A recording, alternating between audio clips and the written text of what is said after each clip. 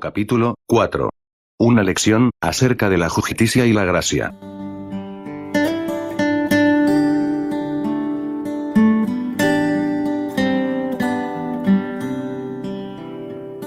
¿Alguna vez ha pensado en el fuerte contraste entre Judas Iscariote y el ladrón de la cruz? Uno era un discípulo cercano a Cristo e invirtió 3 años de su vida en la mejor y más intensa instrucción religiosa disponible en cualquier lugar. Sin embargo, perdió su alma para siempre.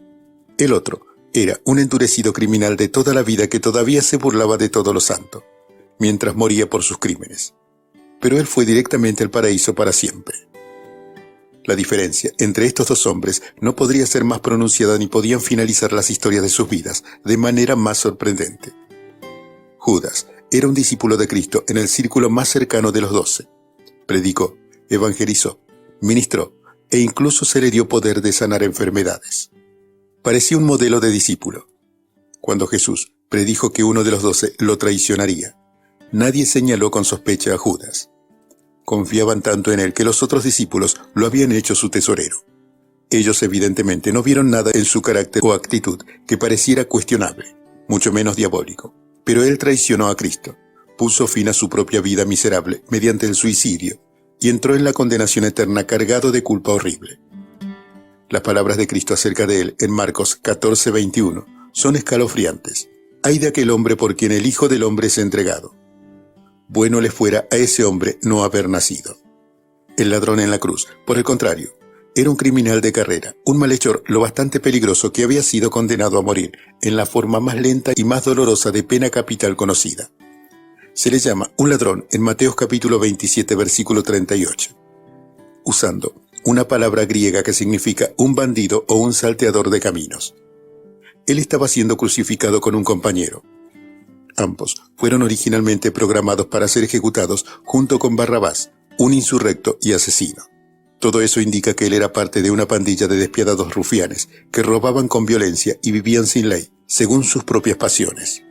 Él era claramente despiadado, miserable y agresivo, ya que en las primeras horas de la crucifixión, tanto él como su compañero de delitos se burlaron y maldijeron a Jesús junto con la multitud.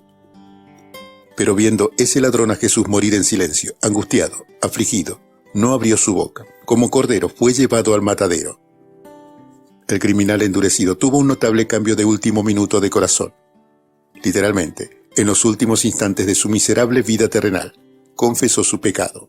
Pronunció una sencilla oración.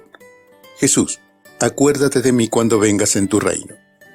Y entró ese mismo día en el paraíso, vestido de justicia perfecta, sin toda su pesada culpa y completamente pagada por Cristo. Los que piensan que el cielo es una recompensa por hacer el bien podrían protestar que esto era lanzar la justicia por la ventana. El ladrón no había hecho absolutamente nada para merecer el cielo. Si es posible perdonar a un hombre de forma tan completa en los últimos momentos de una vida miserable, llena de grave pecado, ¿no sería también adecuado para que un acto de traición como el de Judas fuera cancelado o mitigado sobre la base de cualquier buena obra que había hecho mientras siguió a Cristo por 3 años?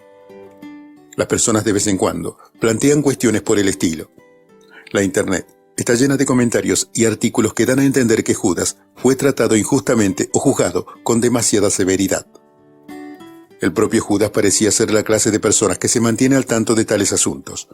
Por ejemplo, él protestó cuando María ungió los pies de Jesús con un perfume costoso. Él conocía el valor exacto del ungüento, igual a 1 año de salario, y se quejó. ¿Por qué no fue este perfume vendido por 300 denarios y dado a los pobres? Sin duda, también habría pensado que la gracia que Jesús mostró al ladrón era demasiado exagerada. Las personas que han dedicado sus vidas a la religión a veces parecen resentirse cuando Dios se acerca y bondadosamente redime a alguien a quien ellos consideran indigno del favor divino. Lo que necesitamos tener en cuenta es que todas las personas son totalmente indignas. Nadie merece el favor de Dios. Todos somos pecadores culpables que merecemos nada más que la condenación. Nadie que ha pecado tiene derecho a alguna justa reclamación de la bondad de Dios. En cambio, Dios tiene todo el derecho de mostrar misericordia y compasión de quien Él quiere. Por otra parte, cuando Él muestra misericordia siempre lo hace en rica abundancia. Como le dijo a Moisés, Él es Jehová, Jehová fuerte, misericordioso y piadoso, tardo para la ira y grande en misericordia y verdad, que guarda misericordia a millares, que perdona la iniquidad, la rebelión y el pecado. Las personas que protestan que Dios es injusto cuando Él muestra la gracia a las personas que menos se la merecen, simplemente no entienden el principio de la gracia. La justicia plena significaría la muerte inmediata de todos los pecadores, porque la paga del pecado es muerte. La verdad es que realmente no queremos lo que es justo. Todos necesitamos con urgencia la gracia y la misericordia. Por otro lado, la gracia no es injusta porque Cristo hizo plena expiación por los pecados de aquellos que confían en Él, y de esta manera volvió la justicia a su favor. Si confesamos nuestros pecados, Él es fiel y justo para perdonar nuestros pecados y limpiarnos de toda maldad. Debido a que Cristo tomó sobre sí mismo el castigo del pecado, Dios puede justificar a pecadores creyentes, incluso pecadores notorios como el ladrón en la cruz, sin comprometer su propia justicia. Él sea a la vez el justo y el que justifica al que es de la fe de Jesús. Si Dios muestra misericordia a un vil ladrón en sus estertores de muerte, al tiempo que condena a alguien con una trayectoria religiosa como Judas, ¿qué pues diremos? ¿Que hay injusticia en Dios? En ninguna manera. Dios, de quien quiere, tiene misericordia. La misericordia de Dios nunca se debe considerar como una recompensa por las buenas obras. El cielo no es un premio para las personas que se lo merecen. Dios justifica al impío. La gracia es, por definición, inmerecida, pero no es injusta. No trate de someter la gracia de Dios a las nociones infantiles sobre el juego limpio y la equidad. Nadie puede reclamarle algo a la misericordia de Dios. Él es perfectamente libre para dispensar su gracia como le parezca adecuado. Así le dijo a Moisés: tendré misericordia del que yo tenga misericordia, y me compadeceré del que yo me compadezca. En Mateo, capítulo 20, versículo 1 al 15, Jesús narra una parábola que ilustra estos principios. Dice: porque el reino de los cielos es semejante a un hombre, padre de familia, que salió por la mañana a contratar obreros para su viña, y habiendo convenido con los obreros en 1 denario al día, los envió a su viña. Saliendo cerca de la hora tercera del día, vio a otros que estaban en la plaza desocupados, y les dijo: id también vosotros a mi viña, y os daré lo que sea justo. Y ellos fueron. Salió otra vez cerca de la hora sexta y novena, e hizo lo mismo. Y saliendo cerca de la hora 11, halló a otros que estaban desocupados y les dijo: ¿por qué estáis aquí todo el día desocupados? Le dijeron: porque nadie nos ha contratado. Él les dijo: id también vosotros a la viña y recibiréis lo que sea justo. Cuando llegó la noche, el señor de la viña dijo a su mayordomo: llama a los obreros y págales el jornal, comenzando desde los postreros hasta los primeros. Y al venir los que habían ido cerca de la hora 11, recibieron cada uno 1 denario. Al venir también los primeros, pensaron que habrían de recibir más, pero también ellos recibieron cada uno 1 denario. Y al recibirlo, murmuraban contra el padre de familia diciendo: estos postreros han trabajado 1 sola hora, y lo has hecho iguales a nosotros, que hemos soportado la carga y el calor del día. Él, respondiendo, dijo a uno de ellos: amigo, no te hago agravio. No conviniste conmigo en 1 denario. Toma lo que es tuyo y vete. Pero quiero dar a este postrero como a ti. ¿No me es lícito hacer lo que quiero con lo mío? ¿O tienes tu envidia porque yo soy bueno? Tal como todas las parábolas, esta tiene como objetivo enseñar una profunda verdad espiritual. Jesús no está considerando leyes justas de trabajo, salario mínimo, equidad en nuestras relaciones comerciales o cualquier otro principio terrenal. Él está describiendo cómo funciona la gracia en la esfera donde gobierna Dios. Esta parábola pertenece al ministerio tardío de Cristo, cuando Él estaba ministrando en Perea, al este del río Jordán, frente a Jericó. Esta fue la misma región en la que el ministerio de Juan Bautista había florecido. Jesús se había retirado allí después de que algunos jefes de los fariseos trataran de prenderle. Las semanas que pasó en Perea fueron de las más fructíferas de su ministerio terrenal. La zona era un desierto estéril, pero una multitud vino a escuchar a Jesús de toda Galilea y Judea. Y muchos venían a él y decían: Juan, a la verdad, ninguna señal hizo, pero todo lo que Juan dijo de éste era verdad. Y muchos creyeron en él. Allí. La parábola. La parábola de la viña nos presenta a un hombre, padre de familia. La palabra en el texto griego es oikodespotes, de oikos, que significa casa, y despotes, que significa gobernante. Cuando este señor de la casa pregunta, no me es lícito hacer lo que quiero con lo mío, indica que el dinero que se pagó a los trabajadores pertenecía a él. El versículo 8 lo llama el señor de la viña, y que era una finca de tamaño considerable para requerir tantos trabajadores para ayudar con la cosecha. Así que este era un hombre de gran influencia y riqueza. Las multitudes, escuchando a Jesús, estaban muy familiarizados con los viñedos. Vastas regiones de Israel estaban cubiertas de vides bien ordenadas que crecían en terrazas.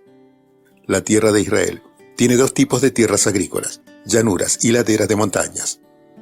Las mesetas y áreas planas extensas eran utilizadas para el cultivo de granos o el pastoreo de ganado, y las laderas más empinadas eran hábilmente preparadas en terrazas para la plantación de viñedos. Este era un trabajo difícil porque las terrazas tenían que ser afirmadas con piedras, que había que llevar y colocar en su lugar a mano.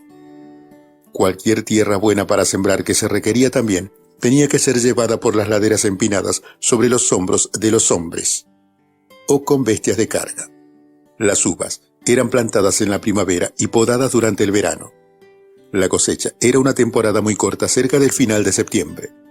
La temporada de lluvias comenzaba inmediatamente después de esto, así que el tiempo de la cosecha era agitado, porque la cosecha tenía que recogerse antes de que llegaran las lluvias. El propietario necesita ayuda adicional durante la cosecha. Por lo tanto, se fue al mercado para contratar a jornaleros. Este era el lugar más público en el pueblo y servía de lugar de reunión para los trabajadores cuya única esperanza de empleo era el trabajo temporal no calificado. El versículo 1 dice que el propietario de la tierra salió temprano en la mañana. Sin duda, antes de las 6 de la mañana, cuando comenzaba la jornada de trabajos de 12 horas. Los salarios de los jornaleros eran notoriamente más bajos que el estándar para un empleado a tiempo completo o sirviente doméstico, que era alrededor de 1 denario al día. El denario era una moneda romana de plata que contenía poco menos de 4 gramos de plata. Era la paga de un día, típica de un soldado que servía en el ejército romano, y era un salario digno. El nombre denario deriva de una palabra latina que significa 10, debido a que el valor original de la moneda era equivalente al valor de 10 asnos. Claro que un peón común y sin habilidades especiales podría ser contado por una pequeña facción de esto, ya que él no estaba en posición para negociar. Si no trabajaba, tal vez no comería ese día. Además, era feroz la competencia por los puestos de trabajo temporales.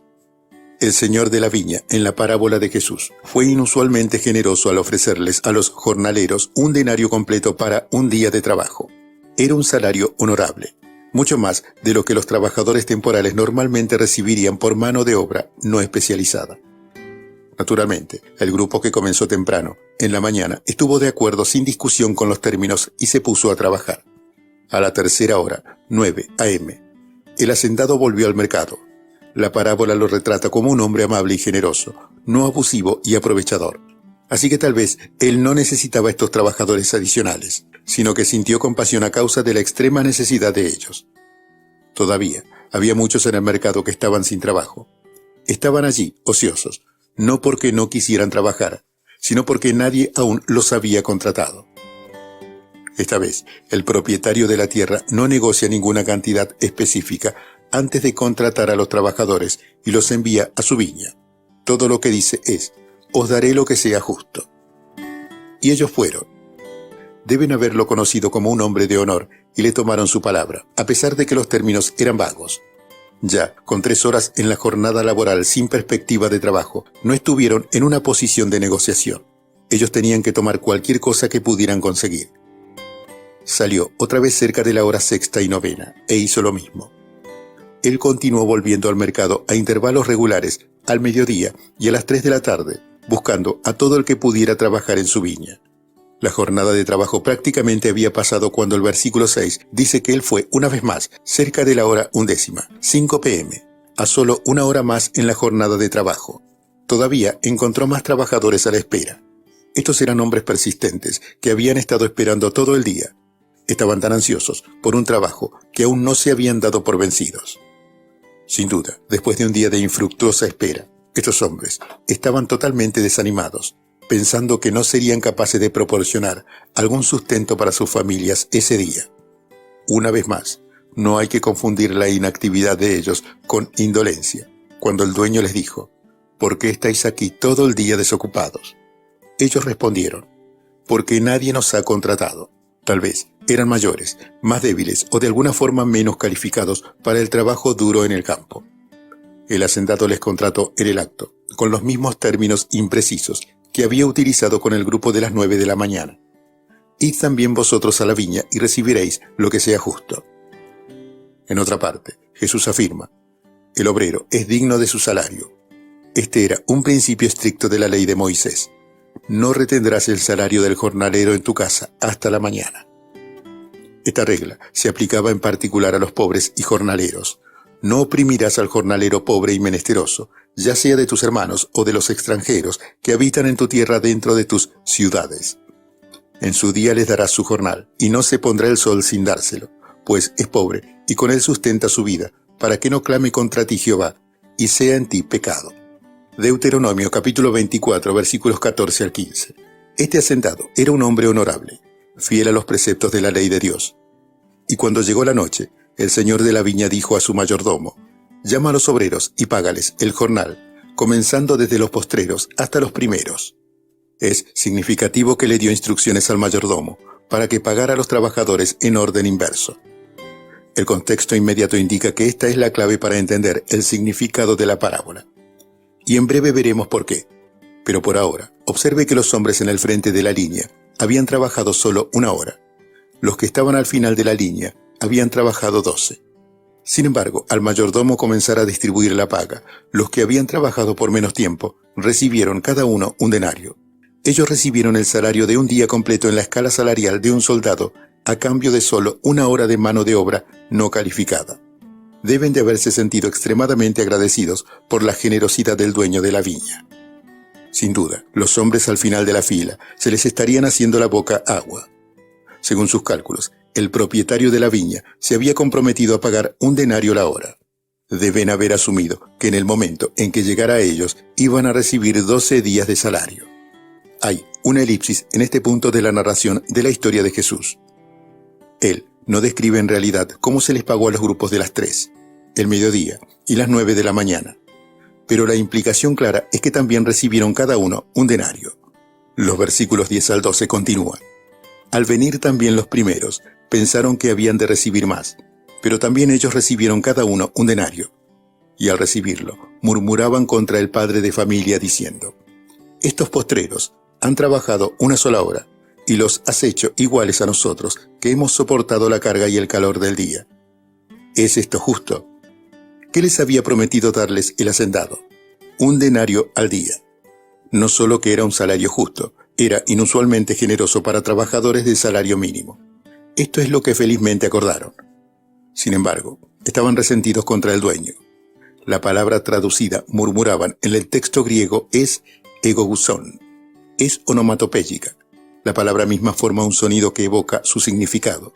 Suena como una denuncia o queja.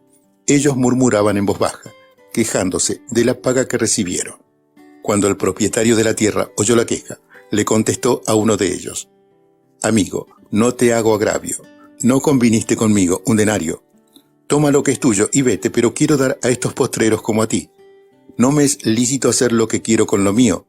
¿O tienes tu envidia porque yo soy bueno? La expresión, tienes tú envidia, habla de los celos. Pero seamos sinceros, los celos son un aspecto intrínseco de la naturaleza humana caída. Casi todo el mundo en el final de esta fila de pago probablemente habría sentido un poco de resentimiento. Después de todo, estos hombres habían trabajado las 12 horas del día, la mayor parte bajo el calor del sol, mientras que los trabajadores contratados a las 5 de la tarde comenzaron a trabajar bajo una brisa fresca en el crepúsculo y trabajaron solo 1 hora. Pero no podemos perder de vista el hecho de que cuando se contrató al grupo de las 6 de la mañana, ellos estuvieron muy contentos con la oferta de un denario al día. Ellos comenzaron la jornada de trabajo de muy buen humor, encantados de que el propietario de la tierra fuera extremadamente generoso con ellos. Él les estaba ofreciendo más del salario que razonablemente podían esperar. ¿Qué ha cambiado el estado de ánimo de ellos tan drásticamente? Solo que alguien menos merecedor, o así lo creían, era tratado con más generosidad. Al instante se sintieron maltratados, envidiando la buena suerte de la otra persona. Toda la actitud de ellos cambió. No podían soportar la idea de que otros trabajadores recibieran el mismo salario sin trabajar tan duro como ellos lo hicieron. De repente, la gratitud y admiración de ellos por la generosidad extrema del hacendado dieron paso al amargo resentimiento. Los obreros de la hora undécima, por supuesto, estaban en éxtasis. Ellos entendieron mejor que nadie cuán gentilmente habían sido tratados. El proverbio. Ahora mire el contexto inmediato de esta parábola y note que tanto el prólogo como el epílogo son un simple proverbio. Mateo 19:30 dice: pero muchos primeros serán postreros y postreros primeros. La separación entre Mateo capítulo 19 y 20 es una interrupción artificial. El último versículo del capítulo 19 en realidad introduce la parábola que sigue. Entonces el mismo proverbio se repite al final de la parábola. Así, los primeros serán postreros y los postreros primeros. Un eco del refrán también se encuentra en la parábola en sí. En esa frase clave, en Mateo capítulo 20, versículo 8, donde el dueño instruye al mayordomo cómo pagar a los trabajadores sus salarios. Llama a los obreros y págales el jornal, comenzando desde los postreros hasta los primeros. Jesús utilizó variaciones de este mismo proverbio en otras ocasiones. Las encontramos, por ejemplo, en Lucas capítulo 13, versículo 30. Y he aquí, hay postreros que serán primeros y primeros que serán postreros. Y en Marcos capítulo 10, versículo 31. Pero muchos primeros serán postreros y los postreros primeros. El proverbio es también una especie de enigma. ¿Qué significa?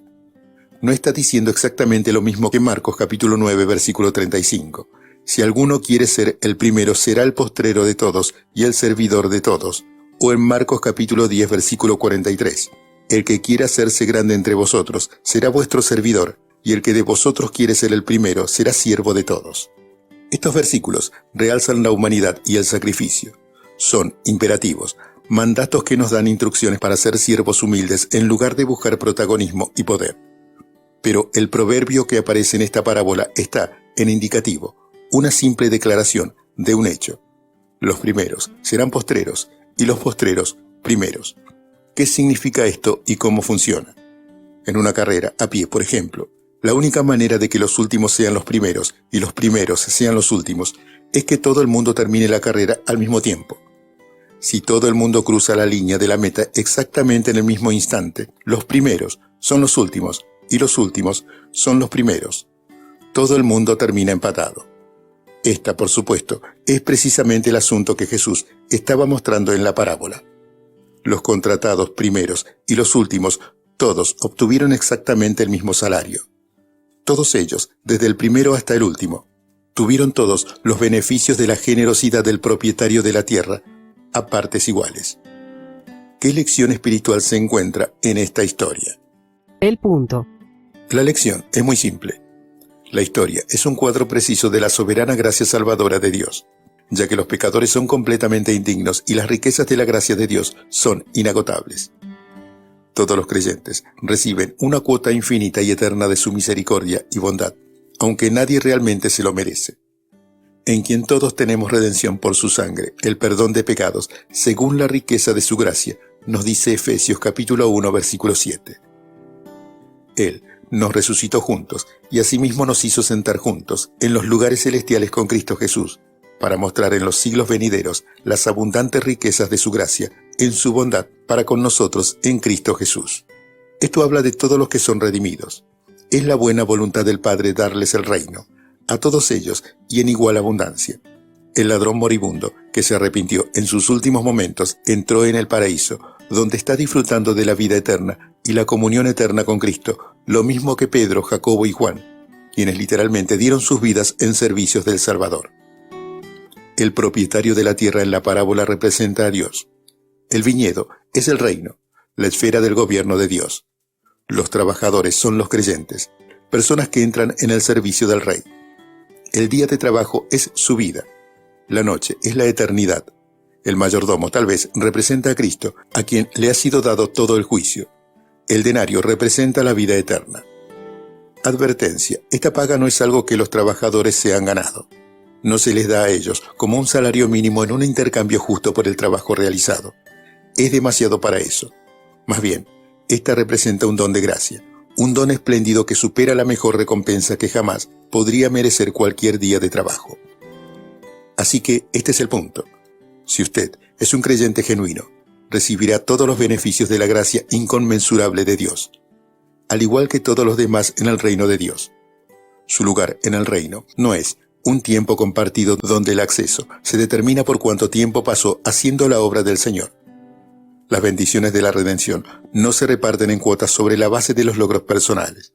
El perdón no se mide por el peso de nuestras buenas acciones en contra de nuestros pecados, ni es parcialmente retenido si hemos pecado demasiado tiempo o demasiado mal.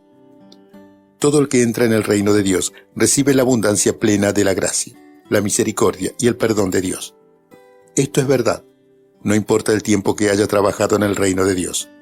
Esto es verdad, sin importar lo difícil o lo fácil que sean sus circunstancias.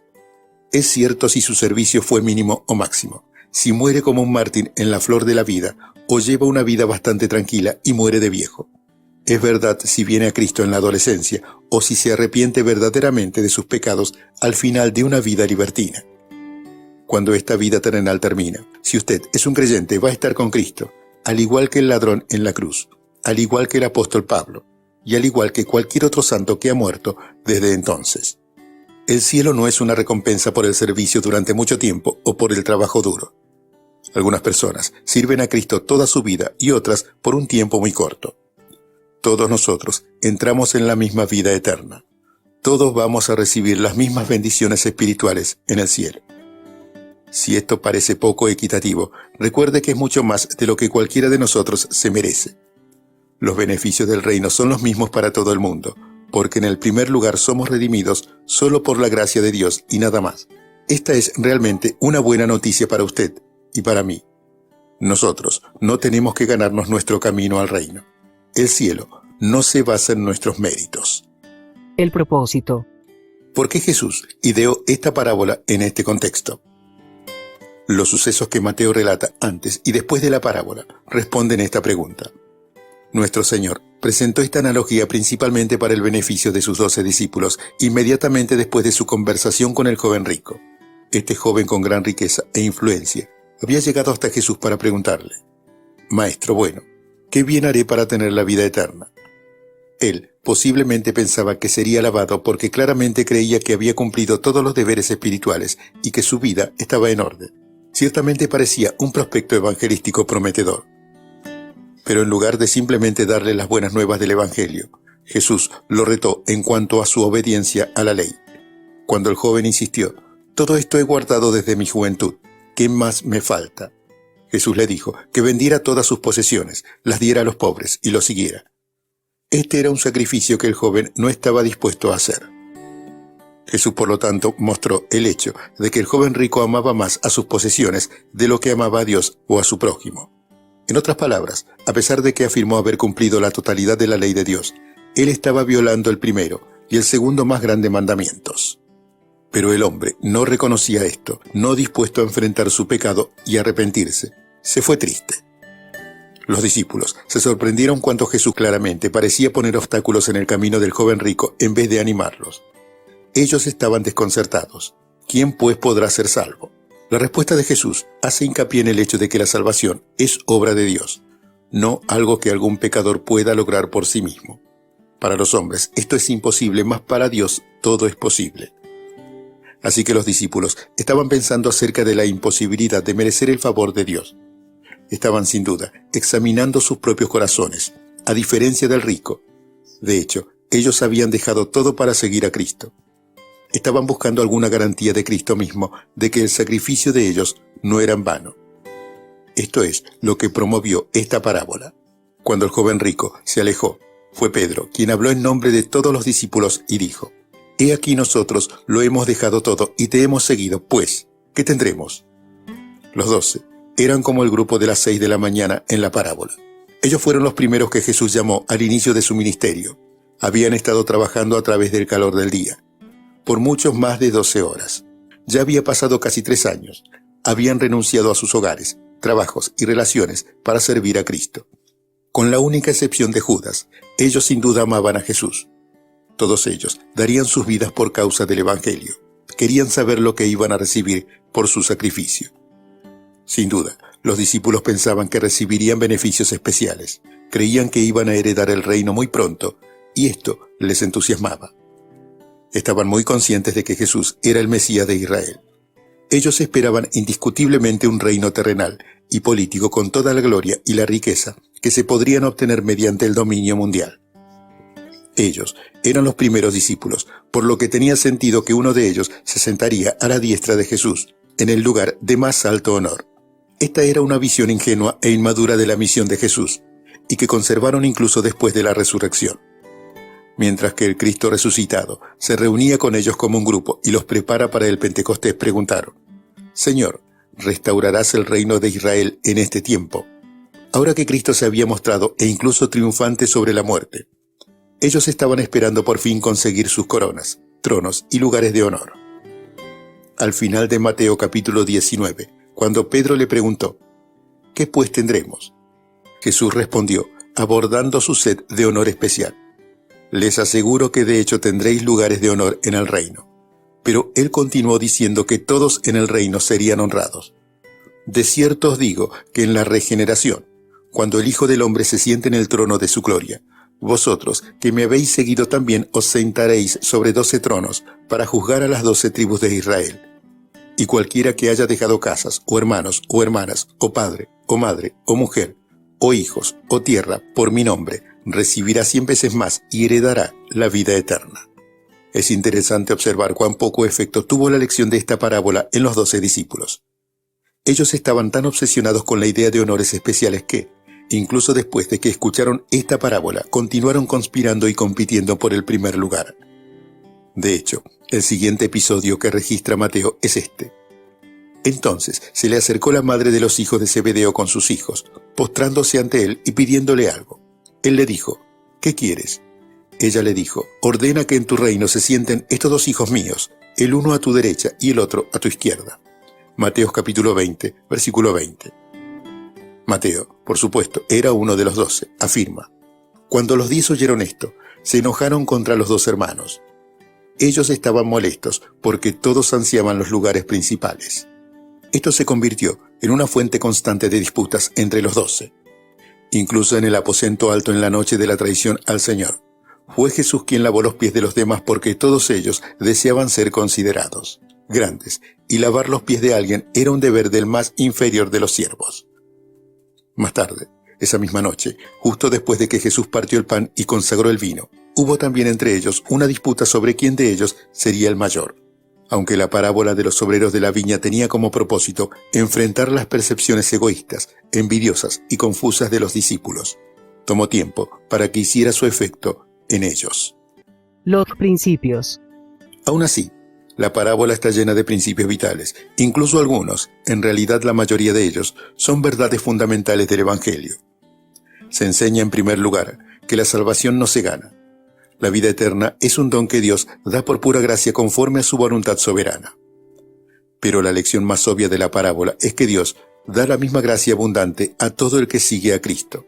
Publicanos, rameras, mendigos y ciegos compartirán en la misma vida eterna como aquellos que han servido toda su vida, aquellos que han predicado el Evangelio a miles y aquellos que fueron martirizados por Cristo. Gracias a Dios, Él no da a ningún creyente lo que realmente se merece. Cuando lleguemos al cielo, todos vamos a vivir en la casa del Padre. Todos somos herederos de Dios y coherederos con Cristo, y seremos glorificados juntamente. Ninguno de nosotros recibirá solo una parte del cielo. Todos recibiremos la totalidad plena del cielo. Otro lugar de las Escrituras sí indica que, además de plena redención del pecado y la vida eterna, habrá diferentes recompensas que el Señor se complace en dar a sus hijos por su fidelidad. En el tribunal de Cristo, si permaneciere la obra de alguno que sobreedificó, recibirá recompensa. Si la obra de alguno se quemare, él sufrirá pérdida. Así que algunos van a sufrir pérdidas y algunos serán recompensados dependiendo de la calidad perdurable de su trabajo. Sin embargo, en Apocalipsis capítulo 4 versículo 10 al 11, vemos en qué se convierten esas recompensas. Dice: «Los 24 ancianos se postran delante del que está sentado en el trono, y adoran al que vive por los siglos de los siglos, y echan sus coronas delante del trono diciendo: Señor, digno eres de recibir la gloria y la honra y el poder, porque tú creaste todas las cosas y por tu voluntad existen y fueron creadas. Las recompensas, sin embargo, no son el asunto en la parábola de los obreros de la viña. Jesús está enseñando una lección sobre la vida abundante y eterna que pertenece a todos los que lo aceptan como Señor y Salvador. El cielo en sí mismo no es una recompensa que pueda ser ganada por el trabajo duro. Es un don de gracia, dado en plena abundancia a todos los creyentes por igual. Dios no hace acepción de personas. Él no hace distinción entre hombres y mujeres, ricos y pobres, judíos y gentiles. Algunos principios secundarios importantes también se ilustran en esta parábola. Por ejemplo, podemos ver en el cuadro que es Dios quien inicia la salvación. En la parábola, el propietario salió a encontrar a los trabajadores en el mercado del mundo y los llevó a su viña. Dios es quien busca y salva.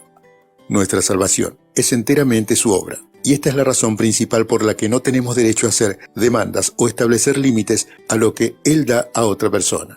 Es prerrogativa de Dios y solo de Él mostrar misericordia a quien Él quiere. Mientras tanto, Él sigue llamando a obreros a su reino. A lo largo de la historia y en todas las fases de la vida humana, Dios está llamando a personas a su reino. Es un trabajo continuo. Jesús afirmó en Juan capítulo 9, versículo 4. Me es necesario hacer las obras del que me envió. Entre tanto, que el día dura, la noche viene, cuando nadie pueda trabajar. Nuestra parábola ilustra lo que quiso decir. La redención continúa hasta que llegue el juicio, y ese momento se acerca. Dios llama a pecadores, no al autosuficiente. Él trae a su viña a aquellos que reconocen sus propias necesidades, no a las personas que piensan que son ricos y me he enriquecido y de ninguna cosa tengo necesidad, y no sabes que tú eres un desventurado, miserable, pobre, ciego y desnudo. Los hombres reunidos en el mercado en busca de trabajo estaban desesperados, plenamente conscientes de su necesidad. Eran pobres y humildes, carentes de recursos, pidiendo trabajo en representación de los pobres en espíritu. No había nada de complacencia o satisfacción de sí mismos. Sobre todo, los que habían llegado al final del día y todavía no tenían nada. Esto es exactamente el tipo de personas que Cristo vino a buscar y a salvar. Jesús dijo, los sanos no tienen necesidad de médico, sino los enfermos. No he venido a llamar a justos, sino a pecadores. Dios es soberano en la manifestación externa de la salvación. ¿Por qué esperar hasta la última hora para llamar a algunos? ¿Por qué no contrató el dueño a todo el mundo en el mercado en su primer viaje allí? La parábola no revela las razones. Tampoco sabemos por qué Dios salva a las personas en diferentes etapas de la vida. Él soberanamente determina tanto cuándo como a quién va a llamar. Pero todos los que son llamados saben que son necesitados y están dispuestos a trabajar. Y su voluntad es el resultado, no la causa, de la gracia de Dios para ellos.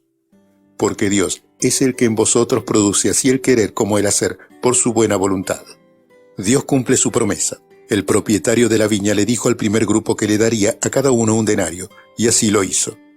También cumplió su promesa a los que contrató más tarde. Les prometió que iba a darles lo que era justo, en lo que les dio fue más que generoso. De la misma manera, Dios nunca da menos de lo que promete y a menudo da mucho más abundantemente de lo que pedimos o entendemos. Dios siempre nos da más de lo que merecemos. Toda buena dádiva y todo don perfecto desciende de lo alto, del Padre de las luces. Dice Santiago capítulo 1, versículo 17. Y todo lo que recibimos, que no sea la condenación eterna, es más de lo que merecemos. Así que no hay lugar para que los cristianos nos enojemos por la gracia de Dios hacia los demás, o por pensar que de alguna manera Él nos ha defraudado. Esta misma idea está llena de blasfemia. De hecho, ese fue el espíritu del hermano mayor de la parábola del hijo pródigo. Le disgustó profundamente la gracia de su padre hacia su hermano, el hijo pródigo. Dios es misericordioso y siempre debemos elogiar su gracia. La parábola de los obreros de la viña exalta maravillosamente el principio de la gracia. Mi propia respuesta a esta parábola es de profundo agradecimiento, ya que hay muchos que han sido más fieles que yo, han trabajado más duro que yo, más tiempo que yo, y han padecido bajo más grandes pruebas. Quizá hay otros que han trabajado menos, por menos años, con menos diligencia, pero la gracia abunda incluso para el más grande de los pecadores, y Dios nos salva perpetuamente. Esto le da la gloria, y que sin duda es una razón para alabarle y regocijarnos junto con todos los que han recibido